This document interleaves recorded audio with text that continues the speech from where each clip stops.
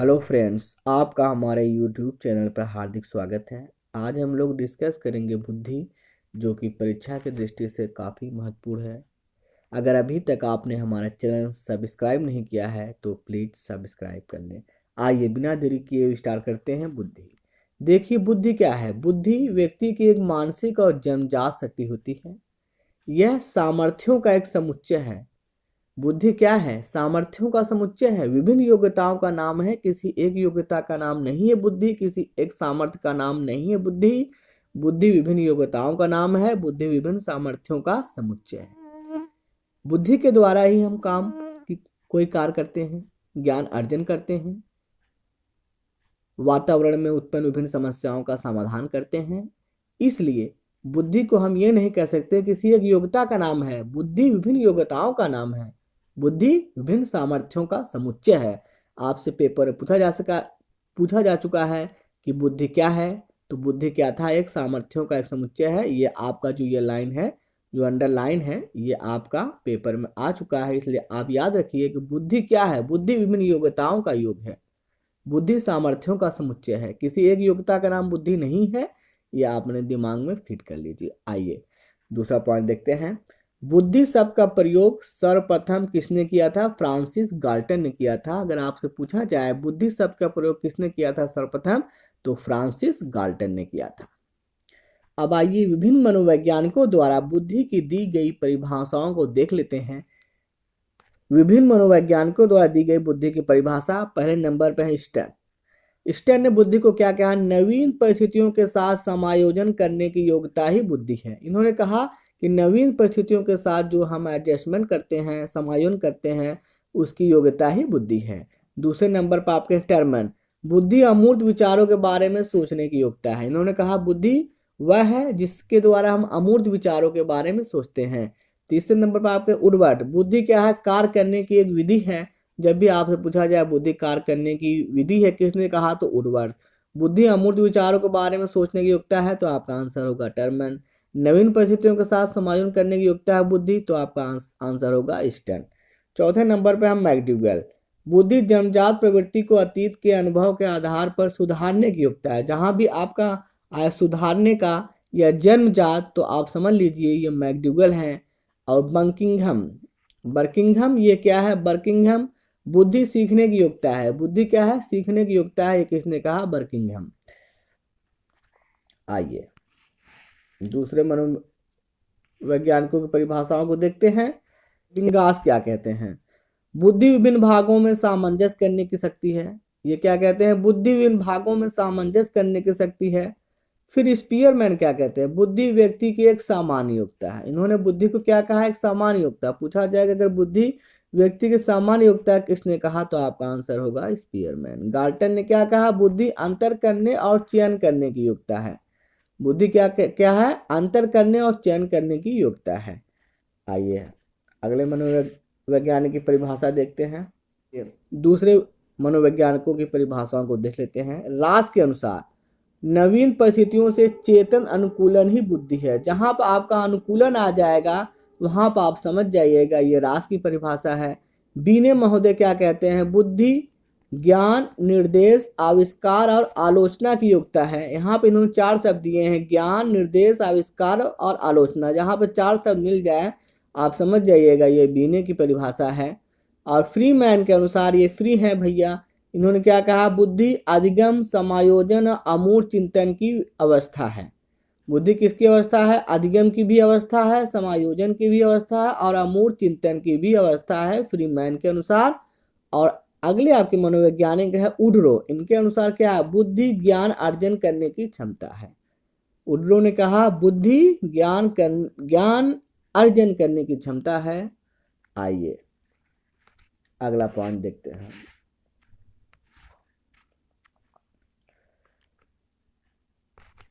Thorndike ने बुद्धि को 3 भागों में बांटा है। बुद्धि को थार्नडाइक ने कितने भागों में बांटा है? तो आपका आंसर होना चाहिए 3। पहला क्या है? यांत्रिक बुद्धि। यांत्रिक बुद्धि जैसा आपको नाम से ही पता चल रहा है, यह ठोस वस्तुओं के समय रखते हैं। इसमें आपके इंजीनियर आ जाएंगे, कारीगर आ जाएंगे, मैकेनिक आ जाएंगे, इस बुद्धि को मूर्त बुद्धि, याद रखिएगा, स्थूल बुद्धि तथा व्यवहारिक बुद्धि भी कहा जाता है। यांत्रिक बुद्धि के और कौन कौन से उपनाम भैया? पहला मूर्त बुद्धि, स्थूल बुद्धि तथा व्यवहारिक बुद्धि भी इसको कहा जाता है। और यांत्रिक बुद्धि में कौन कौन से आते हैं? ठोस वस्तुओं के समझ रखने वाले मतलब आ जाएंगे, इंजीनियर आ जाएंगे, कारीगर आदि आ जाएंगे, वो क्या होते हैं? यांत्रिक बुद्धि। दूसरे नंबर आपका आता है अमूर्त बुद्धि। अमूर्त बुद्धि वाले व्यक्ति क्या होते हैं? लिखने, पढ़ने, तार्किक चिंतन करने में बहुत तेज होते हैं। इसमें कौन आएंगे भैया? दार्शनिक, डॉक्टर, लेखक, वैज्ञानिक, पत्रकार आदि आते हैं। अमूर्त बुद्धि में वे लोग आते हैं जो पढ़ने लिखने में बहुत तेज होते हैं, तर्क वितर्क करने में तेज होते हैं। इनमें आते हैं आपके दार्शनिक, डॉक्टर, लेखक, वैज्ञानिक, पत्रकार। और तीसरी जो आपकी बुद्धि है, आइए देख लेते हैं। तीसरी आपकी बुद्धि क्या है? सामाजिक बुद्धि। सामाजिक बुद्धि में कौन लोग आते हैं? सामाजिक बुद्धि में आपके आएंगे, इस बुद्धि वाले व्यक्ति का सामाजिक संबंध अच्छा होता है। इसमें नेता, समाज सेवी और एनजीओ वाले आते हैं। इसमें वे लोग आते हैं जो बहिर्मुखी स्वभाव के होते हैं। इसमें नेता होते हैं, समाज सेवी होते हैं तथा एनजीओ वाले आते हैं। और गैरिड महोदय के अनुसार आइए देख लेते हैं बुद्धि को उन्होंने कितने भागों में बांटा है। गैरिड के अनुसार गैरिड ने भी बुद्धि कितने भागों में बांटा है? 3 भागों में बांटा है। बस आप नए मूर्त बुद्धि मतलब यांत्रिक बुद्धि, स्थूल बुद्धि, अमूर्त बुद्धि मतलब सूक्ष्म बुद्धि और सामाजिक बुद्धि। मतलब गैरिड और थॉर्नडाइक ने बुद्धि को 3 भागों में बांटा है। मूर्त बुद्धि को इसको आप यांत्रिक बुद्धि भी कह सकते हैं, इसको आप स्थूल बुद्धि भी कह सकते हैं, और अमूर्त बुद्धि इसको सूक्ष्म बुद्धि भी कहा जाता है, सामाजिक बुद्धि। आइए फटाफट देख लेते हैं बुद्धि के सिद्धांत, जो कि बहुत इंपॉर्टेंट है। यहाँ से हमेशा प्रश्न बनते रहते हैं। बुद्धि के सिद्धांत और प्रतिपादक। यहाँ पर देखिए, पहला एक कारक सिद्धांत किसने दिया है? बीने, टर्मन और स्टर्न। आप याद कर लीजिए, एक कारक का सिद्धांत किसने दिया है? बीने, टर्मन, स्टर्न। और बहुकारक सिद्धांत जब आपसे पूछा जाए तो आपका आंसर होना चाहिए थॉर्नडाइक। और बहुमानसिक योग्यता का सिद्धांत तो आपका आंसर होना चाहिए थॉर्नडाइक। समूह कारक सिद्धांत जब आपसे पूछा जाए तो आपका आंसर होना चाहिए थर्स्टन। तब आपका आंसर होना चाहिए थर्स्टन। तरल ठोस सिद्धांत किसने दिया? RB cattle. बहुबुद्धि सिद्धांत होवार्ड गार्डनर। पदानुक्रमिक सिद्धांत किसने दिया? आपका आंसर होना चाहिए बर्ट और वर्नन। तो भैया जब आपसे पूछा जाए एक कारक सिद्धांत बीने, टर्मन, स्टर्न, बहुकारक सिद्धांत थॉर्नडाइक, बहुमानसिक योग्यता का सिद्धांत थॉर्नडाइक, समूह कारक सिद्धांत थर्स्टन, तरल ठोस सिद्धांत आरबी कैटल, बहुबुद्धि सिद्धांत होवार्ड गार्डनर, पदानुक्रमिक सिद्धांत बर्ट वर्नन। आइए अगला सिद्धांत देखते हैं।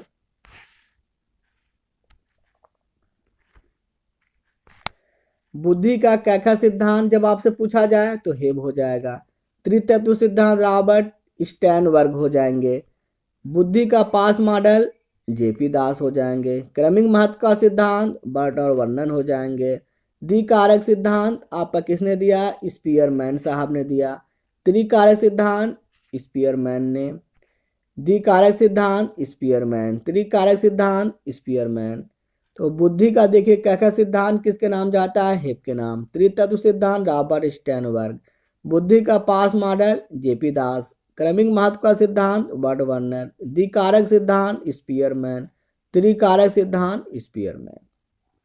आपको बुद्धि के सिद्धांत जितने भी हैं सब आप याद कर लीजिए, क्योंकि इससे प्रश्न हमेशा बनते रहते हैं। बुद्धि के जितने भी सिद्धांत हैं आप याद कर लीजिए, क्योंकि इससे हमेशा प्रश्न बनते रहते हैं। आइए अगला सिद्धांत देखते हैं।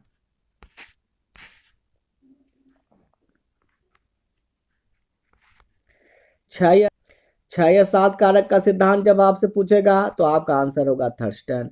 वर्ग घटक या संघ सत्तात्मक सिद्धांत जी थॉमसन। बुद्धि संरचना सिद्धांत किसने दिया? जेपी गिलफोर्ड ने। अब देखिए बुद्धि का 2 कारक सिद्धांत मतलब द्विकारक सिद्धांत। स्पीयरमैन के 2 कारक सिद्धांत के अनुसार बुद्धि 2 कारकों से मिलकर बना है। किससे बना है? समान योग्यता जिसको कहते हैं जी फैक्टर, यह जन्मजात होता है, इसे मानसिक ऊर्जा भी कहा जाता है। मतलब समान योग्यता स्पीयरमैन के अनुसार बुद्धि 2 कारकों से मिलकर बना। पहला क्या है? समान योग्यता मतलब जी फैक्टर, यह जन्मजात होता है और इसे मानसिक ऊर्जा भी माना जाता है। दूसरा फैक्टर आइए देख लेते हैं, विशिष्ट योग्यता। दूसरा फैक्टर क्या है आपका? विशिष्ट योग्यता मतलब एस कारक। पहला आपका कारक है स्पीयरमैन के अनुसार जी फैक्टर, यह आपका होता है सामान्य योग्यता कारक, यह जन्मजात होता है। दूसरा इनका कारक है विशिष्ट योग्यता या स्पेसिफिक फैक्टर, इसको एस कारक कहते हैं। यह अर्जित योग्यता है, यह आपका क्या है? अर्जित योग्यता है। अब आइए देख लेते हैं बुद्धि परीक्षण के प्रकार। आइए अब बुद्धि परीक्षण के प्रकार देख लेते हैं। बुद्धि परीक्षण दो प्रकार के होते हैं, पहला व्यक्तिगत बुद्धि परीक्षण, दूसरा सामूहिक बुद्धि परीक्षण। और शाब्दिक बुद्धि परीक्षण में क्या होता है? में भाषा का प्रयोग होता है, यह पढ़े लिखे लोगों के लिए होता है। यह किसके लिए होता है? यह पढ़े लिखे लोगों के लिए होता है। यह पढ़े लिखे लोगों के लिए होता है। शाब्दिक बुद्धि परीक्षण में भाषा का प्रयोग होता है, यह पढ़े लिखे लोगों के लिए होता है। दूसरा आपका क्या होता है? अशाब्दिक बुद्धि परीक्षण में चित्रों का प्रयोग होता है, यह अनपढ़ लोगों के लिए होता है। आप याद रख लीजिए, शाब्दिक बुद्धि परीक्षण पढ़े लिखे लोगों के लिए होता है और अशाब्दिक बुद्धि परीक्षण अनपढ़ लोगों के लिए होता है। शाब्दिक बुद्धि परीक्षण में भाषा का प्रयोग होता है, जबकि अशाब्दिक बुद्धि परीक्षण में चित्रों का प्रयोग होता है।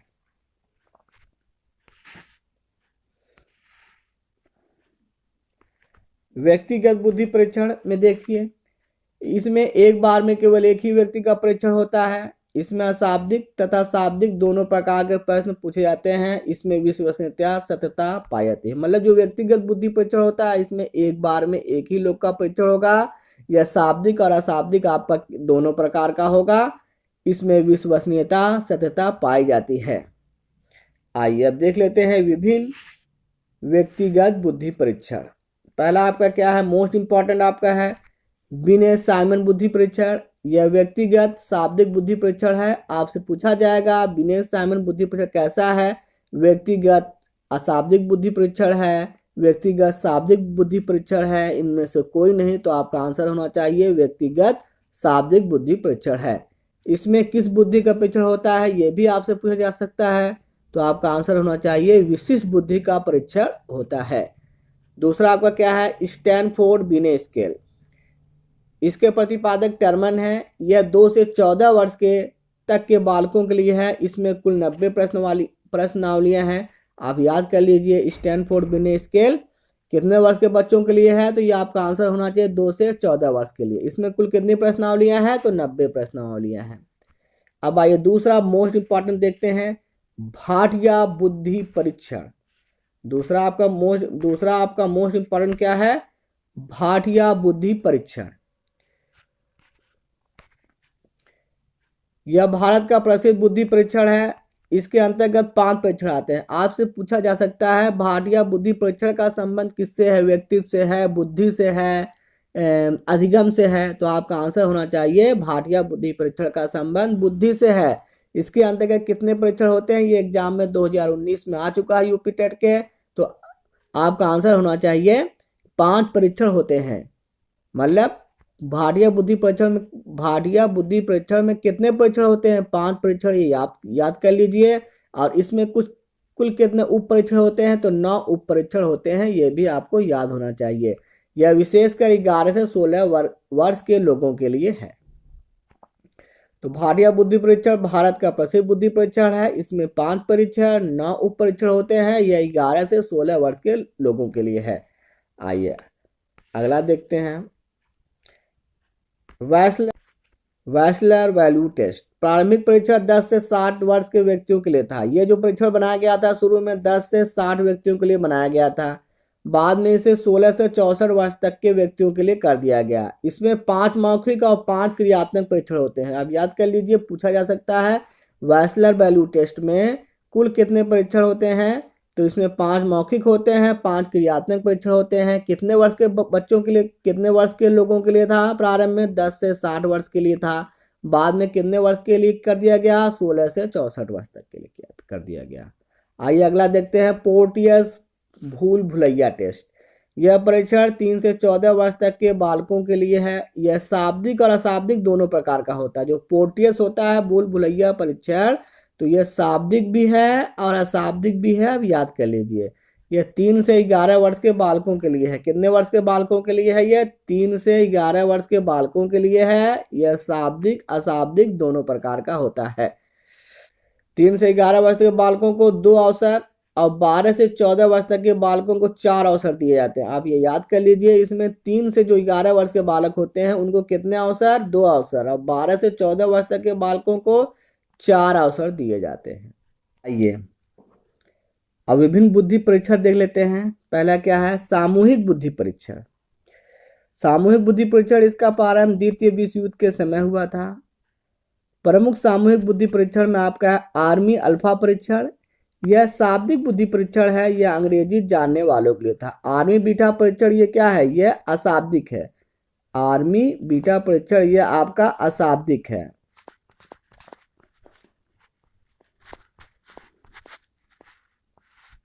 आर्मी बीटा परीक्षण क्या था आपका?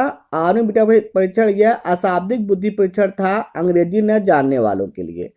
तो आर्मी अल्फा परीक्षण यह आपका शाब्दिक बुद्धि परीक्षण है, और आर्मी बीटा परीक्षण यह अशाब्दिक बुद्धि परीक्षण यह अशाब्दिक बुद्धि परीक्षण था, यह अंग्रेजी न जानने वालों के लिए था।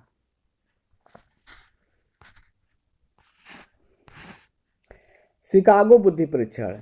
शिकागो बुद्धि परीक्षण कैसा परीक्षण था? यह अशाब्दिक बुद्धि परीक्षण था। जलोटा बुद्धि परीक्षण यह भारत का प्रसिद्ध सामूहिक बुद्धि परीक्षण है। यह 11 से 16 वर्ष के लिए यह 11 से 16 वर्ष के लोगों के लिए है। इसमें कुल 100 प्रश्न होते हैं। अगर आपसे पूछा जाए जलोटा बुद्धि परीक्षण में कुल कितने प्रश्न होते हैं? 100।